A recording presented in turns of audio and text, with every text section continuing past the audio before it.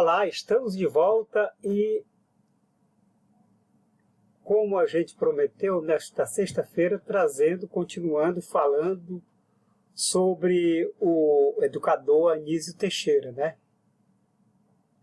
Falamos muito sobre ele, falamos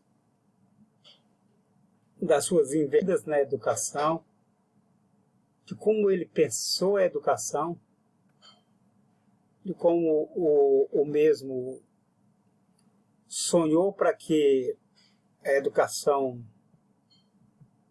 com toda a sua força, pudesse mudar ali no início do século, né? Logo na segunda e terceira década do século, como ele acreditou também na teoria do John Dewey, como ele acreditou na escola nova, e todos esses sonhos e perspectivas que ele alimentou ao longo da sua estada terrena, que é o Anísio Teixeira.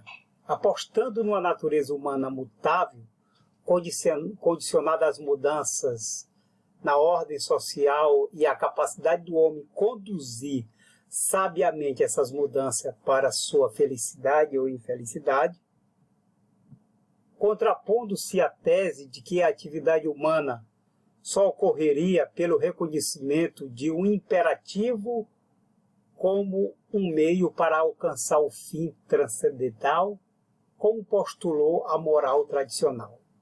O autor considera que os próprios impulsos e desejos humanos são móvel dessa atividade enquanto tal.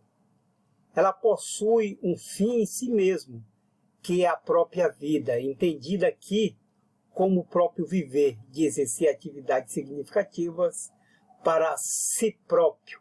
Por fim, questionando as teorias morais tradicionais, basearam-se em princípios supra-humanos, puramente espirituais ou ideais, justamente por tornarem fértil a experiência humana. Ele defende que a moral, para ser eficiente e progressiva, deve assentar-se na experiência humana como qualquer outra ciência.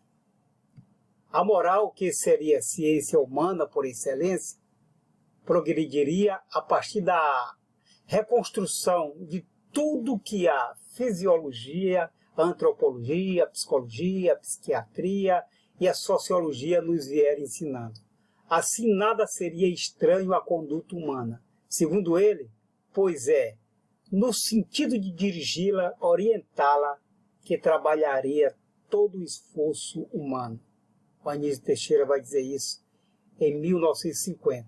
Nesse sentido, continua Anísio Teixeira, a vida seria boa ou má conforme a vontade humana. A vida seria boa se a atividade for agradável e satisfatória, em si e por si mesma. Não seria se for apenas uma preparação para o futuro ou para uma expectativa de felicidade a ser alcançada no futuro. O presente deveria ser vivido só nele, e governar suas vidas, já que o futuro seria imprevisto e incerto, no mundo em movimento e em transformação como o nosso. Segundo ele, a atividade é sempre uma aventura no desconhecido, e que os espera um mundo seguro e certo para ser felizes, terão frustradas as suas esperanças. Com isso, o homem deveria abandonar o seu hábito de segurança e de certeza, o substituir da nova ordem em que vive, e ficando à altura de suas próprias criações.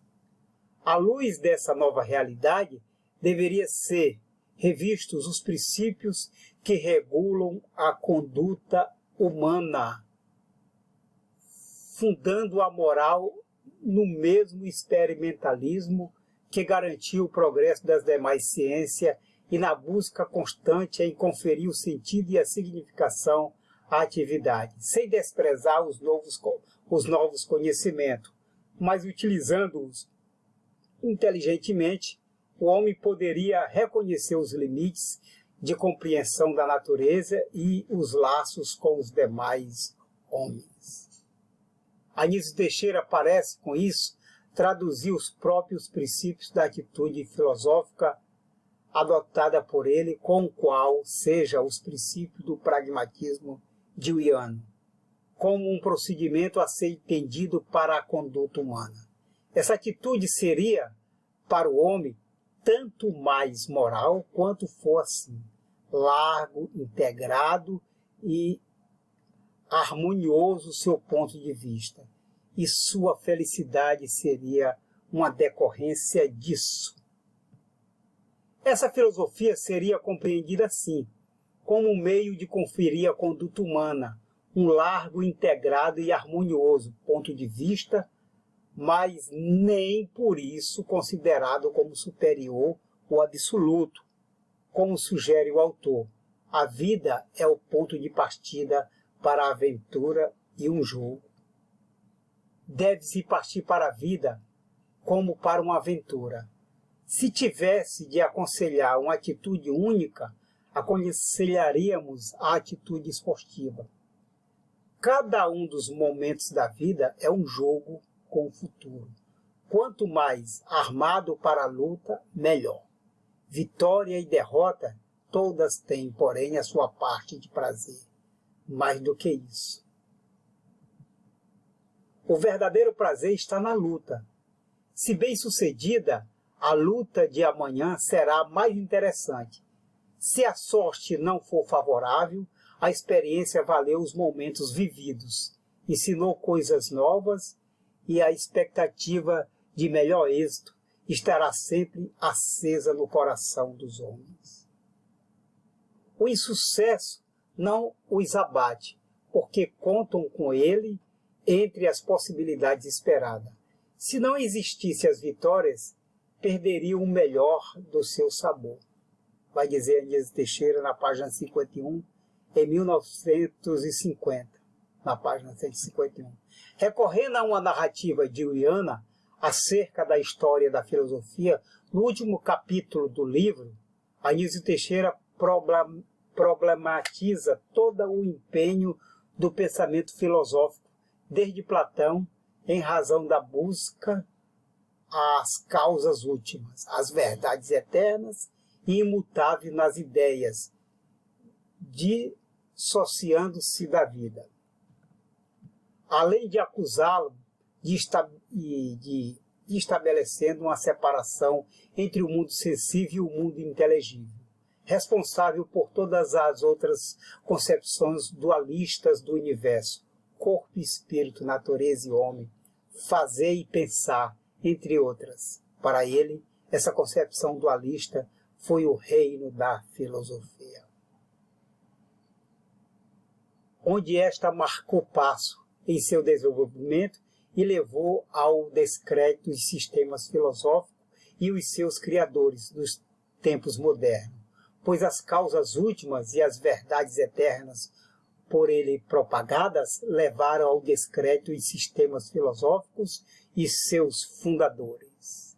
Nos tempos modernos, na medida em que o último sistema filosófico dava a última palavra acerca do que seria a verdade e seu significado.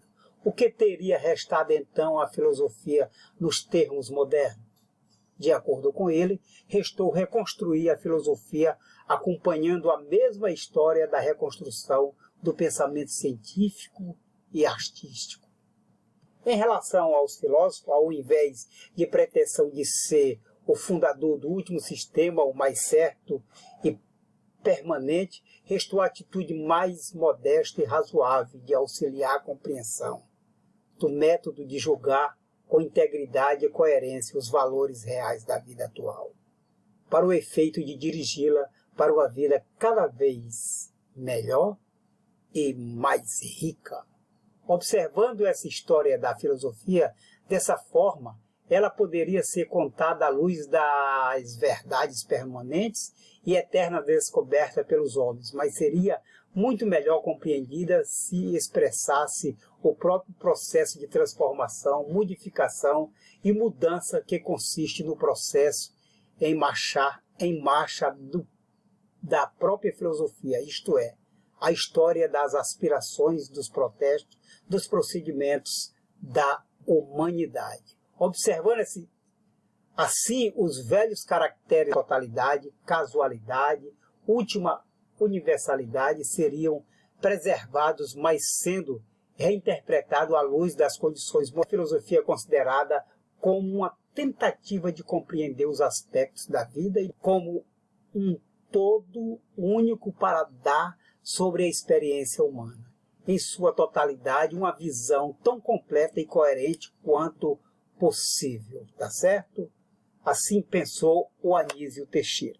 Bem, falamos sobre esse grande educador, tem muito mais para falar, mas quero dizer para vocês nessa noite que não teremos o segundo vídeo, não teremos o terceiro e nem o quarto. Eu preparei uma prova, nós estamos na 5ª aula nossa. Nós começamos dia 5, depois tivemos aula dia 12, dia 15, dia 17 e hoje. Então, uma prova com 13 questões. Vou colocar ela aqui, vocês vão responder depois desse vídeo aqui. Vocês vão adentrar nessa prova. Eu vou vir lá desde os jesuítas, da colonização. Isso já deu uma força no outro trabalho, já toquei nesse assunto. Depois, os jesuítas, a importância deles. Falar das reformas pombalinas, da chegada de Dom João, de José de Anchieta, do Anísio Teixeira e da educação brasileira. Então, vocês terão uma prova aí, iria fazer com 20 questões. Eu disse, não, essa turma já tem 7 questões aí no debate que ela empenha nos chats. Já tem 7 questões. No fórum a gente vai lá e eles estão lá. No chat da mesma forma. Então, crédito cada um da turma tem. E então, com essas 13 questões, vocês terão hoje. Hoje somente esse aqui prova, tá? E falamos do Anísio para poder esquentar, terminar. Não terminar. O Anísio, a obra dele não termina aqui. Ele é grandioso demais para a educação brasileira, para a educação mundial, e é um grande pensador. E não era só um pensador, era um professor de sala de aula, era um cara que estava empenhado na pesquisa, era um cara que pensava além do seu tempo. E, portanto, dentro da nossa prova lá, tem algumas questões. É evidente que lá as questões todas estão todas uma coladinha na outra. Mas vocês podem baixar a mesma questão, aí bota questão 1, aí responde. 2 na outra folha, responde. 3, aí vai até responder todas. Eu vou dar um prazo aí, né? Vocês têm hoje à noite. É evidente que se fosse na sala de aula, era só hoje à noite mesmo, né? E a gente retorna dia 22. Vocês têm aí até o dia 24 para entregar. Até o dia 24. Portanto, até o dia 20, pode colocar aqui no sistema que a gente vai estar recebendo aí a primeira prova, viu? De vocês. É evidente que os outros trabalhos já contam ponto. Vai contando ponto. Um abraço a todos, um beijo, boa prova e a gente se encontra segunda.